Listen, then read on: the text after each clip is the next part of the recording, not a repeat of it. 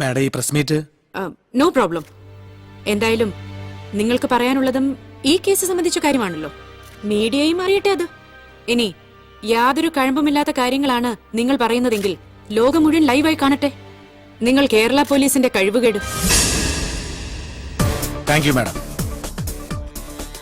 പൂർവ്വകാമുകനെ സഞ്ജന കുത്തിവീഴ്ത്തിയത് ഭാരത സ്ത്രീയുടെ ഭാവശുദ്ധി സംരക്ഷിക്കാനൊന്നും ആയിരുന്നില്ല. വെള്ളിത്തിരയ്ക്ക് പിന്നിലെ ഗ്ലാമറും പ്രശസ്തിയും നിലനിർത്താനായിരുന്നു. ശരിയല്ലേ?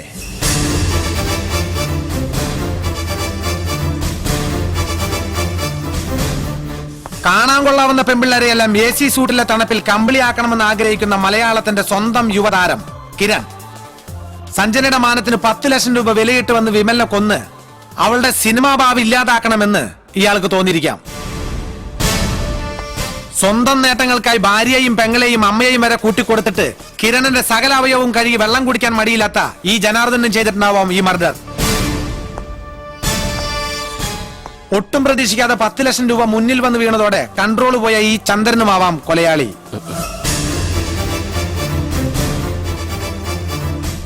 മാഡത്തിന്റെ കണ്ടെത്തലുകളും തെറ്റില്ല, എല്ലാം ശരി തന്നെ. പക്ഷേ വിമലിന്റെ തല ഭിത്തിലൂടെ പോകുന്ന പൈപ്പിൽ ഇടിച്ചു എന്ന് ചന്ദ്രൻ സമ്മതിച്ച ഉടനെ അയാളെ പ്രതിയാക്കി കേസ് ക്ലോസ് ചെയ്യാൻ കേരള പോലീസിനും ആഭ്യന്തരമന്ത്രിയും കൂട്ടുപിടിച്ച് ഇങ്ങനൊരു പത്രസമ്മേളനം വിളിച്ചു കൂട്ടുന്നതിന് മുമ്പ് മാഡം ചെറിയൊരു പോയിന്റ് ശ്രദ്ധിക്കണമായിരുന്നു. ആ പൈപ്പിൽ നിന്ന് 3 അടി, കൃത്യമായി പറഞ്ഞാൽ 3 അടി 2 ഇഞ്ച് മാറിയായിരുന്നു ഡെഡ് ബോഡി കടന്നിരുന്നത്. അന്നത്തെ ഫോട്ടോസ് പരിശോധിച്ചാൽ മനസ്സിലാവോ അത്. ഓ, ഇതായിരുന്നോ വലിയ കണ്ടുപിടുത്തം? എനിക്ക് നിങ്ങളോട് സഹതാപം തോന്നുന്നു മിസ്റ്റർ സത്യനാഥൻ. പൈപ്പിലിടിച്ച് വീണ വിമൽ മരണവെപ്രാളത്തിൽ പിടഞ്ഞിരിക്കാം. അയാൾ വീണെടുത്തു നിന്നും ഉരുണ്ട് നീങ്ങിയതാവാം ഈ പറഞ്ഞ 3 അടി 2 ഇഞ്ച് ദൂരം. ഓക്കെ, സമ്മതിച്ചു. അങ്ങനെയാവാം. പൈപ്പിലിടിച്ച് ഇടിയാണ് മരണകാരണമെങ്കിൽ അയാൾ വീണെടുത്ത് മുഴുവൻ ചോരപ്പാടുകൾ കാണേണ്ടതായിരുന്നു. എങ്ങനെയും പണവുമായി രക്ഷപ്പെടാൻ ഉദ്ദേശിച്ച ചന്ദ്രനിടിച്ച ഇടി ഒരാളുടെ തലയൊട്ടി പിളർക്കാനും മാത്രം മാരകമാവില്ല മാഡം. അത്ര ഫോഴ്സിലാണ് ഇടിച്ചെങ്കിൽ തന്നെ തുരുമ്പ് പിടിച്ച ആ പൈപ്പ് തകർന്ന് തരിപ്പണമായി പോയി തന്നെ. എന്താ മാഡം ഇപ്പോഴും എന്നോട് സഹതാപം തോന്നുന്നുണ്ടോ? ചന്ദ്രനെ നേരത്തെ എന്റെ കിട്ടിയതുകൊണ്ട് ഇയാളുടെ മൊഴിയിലെ പ്രശ്നങ്ങൾ എനിക്ക് ബോധ്യമായിരുന്നു. പക്ഷേ ഈ ചന്ദ്രനിലേക്ക് എത്താൻ CBI-ക്കാർ ലളിതയും കിരണും വഴി ചുറ്റിത്തിരിയുമ്പോൾ മറ്റൊരു കൊലയാളിയുടെ സാന്നിധ്യം ഈ കേസിലുണ്ടെന്ന് തോന്നിയ ഞാൻ വിമൽ റോയ് എന്ന ക്രിമിനലിന്റെ ഗിരണ്ട ഭൂതകാലത്തിലൂടെ ഒന്ന് സഞ്ചരിക്കുകയായിരുന്നു. പളനിയിലേക്ക് ഇന്ന് എല്ലാവരെയും തെറ്റിദ്ധരിപ്പിച്ച് ഗോവയ്ക്ക് നടത്തിയ യാത്രയിലാണ് ഞാൻ വേറൊരു കഥ അറിയുന്നത്. ഒരു 15 വയസ്സുകാരി പെൺകുട്ടിയുടെ കഥ. ചെറുപ്പത്തിലെ അമ്മ നഷ്ടപ്പെട്ട അവൾക്ക് എല്ലാം അച്ഛനായിരുന്നു. സഞ്ജനയുടെ അനുഭവം വിമലിൽ നിന്നും അവൾക്കുമുണ്ടായി. 10ാം ക്ലാസ്സിൽ പഠിക്കുന്ന ഒരു വിദ്യാർത്ഥിനിക്ക് താങ്ങാൻ പറ്റാത്തതായിരുന്നു അത്. പരീക്ഷ ഹാളിൽ നിന്നും മാനസിക നില തെറ്റി നിലവിളിച്ചു കൊണ്ടോടിയ ആ പെൺകുട്ടിയുടെ ചിത്രം മനസ്സിൽ നിന്നൊരിക്കലും മായില്ലെന്ന ഗോവയിൽ അവളുടെ അധ്യാപകർ എന്നോട് പറഞ്ഞത്. കാരണം എല്ലാ ക്ലാസ്സിലും അവളായിരുന്നു അവരുടെ റാങ്ക് ഹോൾഡർ. ഓക്കെ, സമ്മതിച്ചു. പക്ഷേ ഇതൊക്കെ എന്തിനാ ഇപ്പൊ പറയുന്നതെന്നാ എനിക്ക് മനസ്സിലാവാത്തത്. ഞാൻ പറയട്ടെ മാഡം, കൊല ചെയ്തത് ആരായാലും വിമൽ കൊല്ലപ്പെട്ട രാത്രി പരിഭ്രാന്തിയോടെ ഹൈവേയിലെത്തിയ അയാൾ ചരക്കിറക്കി മടങ്ങിയ ഒരു ലോറിയിൽ കയറി കോയമ്പത്തൂരിൽ ഇറങ്ങി. വൈകിട്ടത്തെ തമിഴ് പത്രത്തിലും പിറ്റേന്നത്തെ പാലക്കാട് എഡിച്ച മലയാള പത്രങ്ങളിലും വിമലിന്റെ മരണവാർത്ത കാണാതെ വിമൽ മരിച്ചിട്ടില്ല എന്ന് പരിഭ്രാന്തിയോടെ അയാൾ വിമലിനെ തേടി വിമൽ താമസിച്ചിരുന്ന ലോഡ്ജിൽ വീണ്ടും എത്തി. ആര്? ഞാൻ പറഞ്ഞ കഥയിലെ പെൺകുട്ടിയെ ജീവന് തുല്യം സ്നേഹിച്ച അവൾ സ്നേഹിച്ച ഒരാൾ. അയാളാണ് ഈ കൊലപാതകത്തിന് പിന്നിൽ.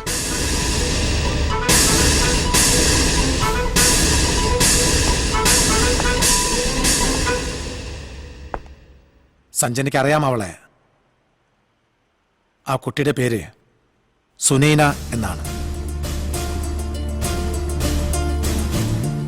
സഞ്ജനയുടെ അച്ഛനും അമ്മയും ആ മോളെ ഒരുപാട് സ്നേഹിച്ചിരുന്നല്ലേ? പറ ഉസ്മാനെ, നിങ്ങളും സ്നേഹിച്ചിരുന്നില്ലേ സുനൈനെ? പഠിപ്പിച്ച് വലിയ ഡോക്ടറാക്കണമെന്ന് കരുതി വളർത്തിയ നിങ്ങളുടെ സ്വന്തം മകളെ നിഷേധിക്കാൻ ശ്രമിക്കണ്ട.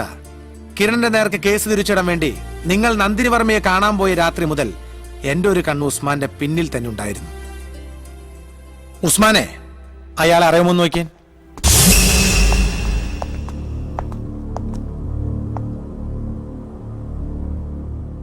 ഇയാളാ 2 തവണയും വിമൽ അന്വേഷിച്ച് ലോഡ്ജിൽ വന്നത്.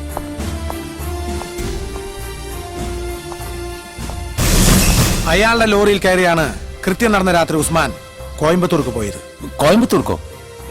ഞാനെന്തിനു കോയമ്പത്തൂർക്ക് പോണോ? അതാണ് ആ ചോദ്യമാണ് ആദ്യം എന്നെ ഒന്ന് കുഴപ്പിച്ചത്.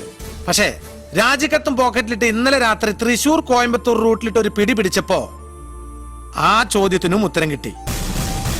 സുനൈനൊപ്പം ഉള്ളത് കോയമ്പത്തൂരാ. കൃത്യമായി പറഞ്ഞാൽ സിറ്റി ബോർഡറിലുള്ള സെന്റ് മേരീസ് മെന്റൽ ഹോസ്പിറ്റലിൽ.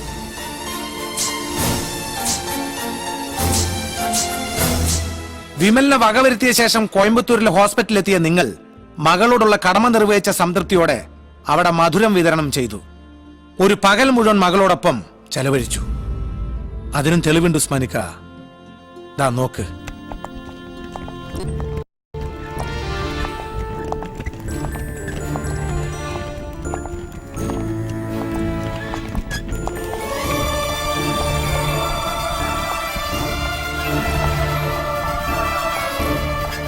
മോളെ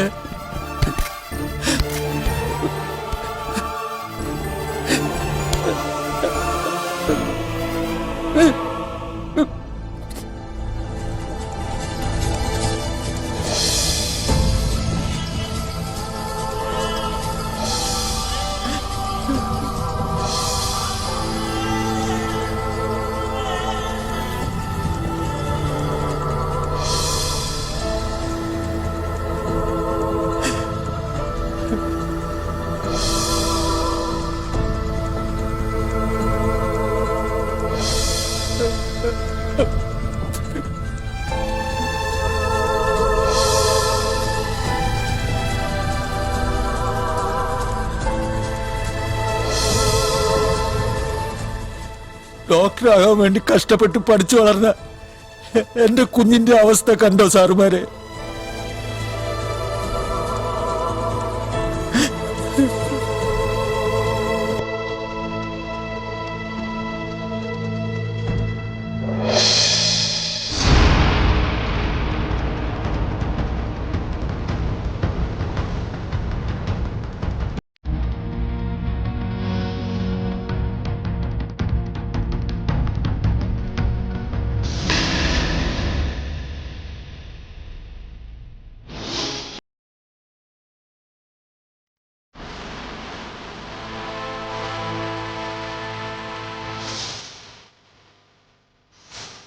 അതെ, എന്റെ മോളെ ഇല്ലാതാക്കിയത് അവനാ, വിമൽ.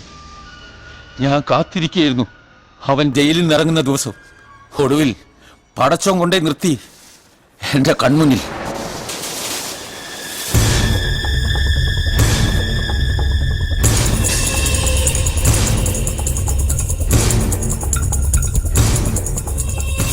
എന്റെ മൂത്ത മോളായി തന്നെ ഞാൻ കരുതുന്ന ലീലയെ കൂടുതൽ കുഴപ്പത്തിലാക്കുന്നതിന് മുമ്പ് അവന്റെ കഥ കഴിക്കണം.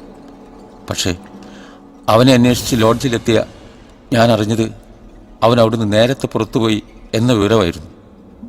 ഞാൻ വേഗം ലീലയുടെ വീട്ടിലെത്തി, ആരും അറിയാതെ.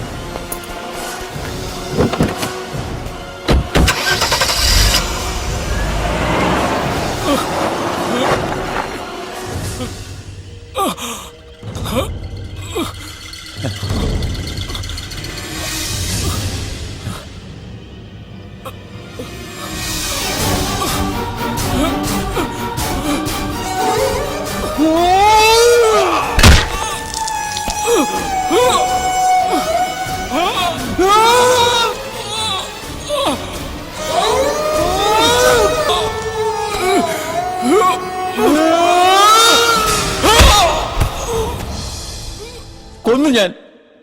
ഒരു ബാപ്പയും എന്നെ പോലെ ഇനി വേദനിക്കാതിരിക്കാൻ കൊന്നു ഞാൻ.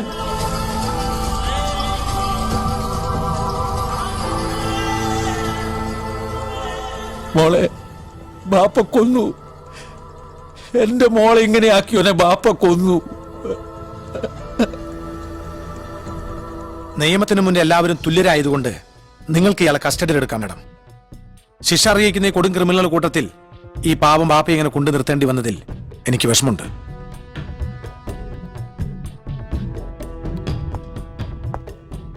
ഉസ്മാനിക്ക,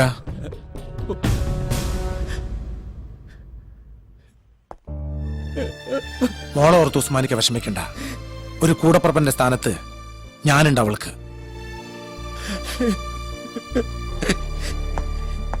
മിസ്റ്റർ സത്യനാഥൻ, നിങ്ങൾ പറഞ്ഞ വാക്ക് പാലിച്ചു. ഒടുവിൽ ആ ബ്ലാക്ക് മാജിക് നടന്നു. നിയമപരമായി ഉസ്മാനെ കസ്റ്റഡിയിലെടുക്കാൻ CBIക്ക് അധികാരമുള്ളൂ എങ്കിലും ഇത് നിങ്ങളുടെ വിജയമാണ്, കേരള പോലീസിന്റെ വിജയം. നിങ്ങളെപ്പോലുള്ള ഓഫീസേഴ്സ് ഈ സംസ്ഥാനത്തെ പോലീസ് ഫോഴ്സിന് തന്നെ മുതൽക്കൂട്ടാണ്. Hearty congratulations and a royal salute to Kerala police.